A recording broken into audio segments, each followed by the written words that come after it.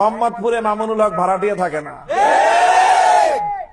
আমার একটা পোলাপানের গায়ের উপরে হাত দেওয়া তো দূরের কথা, এদের দিকে যদি কেউ চোখ বড় করে তাকানোর চেষ্টা করে সেই চোখ আমরা উপরে ফেলবো। সবচেয়ে বড় জন যে থাকে বাংলাদেশে তার সাথে টক্কর দিয়ে মোহাম্মদপুরে মানুষ মামুনুল হক রাজনীতি করতে নামে। চুনোপুটি কারোর সাথে মামুনুল হকের টক্কর লাগে নাই।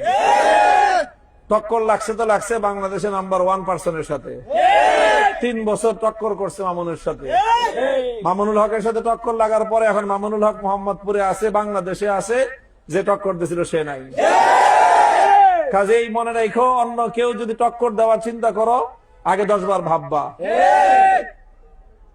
খবরদার, হুঁশিয়ার করে দেই প্রত্যেককে, শান্তির সাথে, নিরাপত্তার সাথে, সৌহার্দ্যপূর্ণ পরিবেশে কাজ করবে, প্রতিযোগিতামূলক ভাবে কাজ হবে, উৎসব মুখর পরিবেশে নির্বাচন হবে।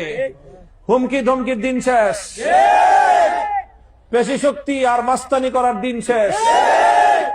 এখানে কোনো মাস্তানির জায়গা মোহাম্মদপুর থাকবে না। কারো যদি মাস্তানি করতে মনে চায় অন্য কোনো নিরাপদ এলাকা পয়সা নিতে পারবে। মোহাম্মদপুর মাস্তানি শূন্য, চাঁদাবাজি শূন্য এবং মাদক শূন্য মোহাম্মদপুর হবে।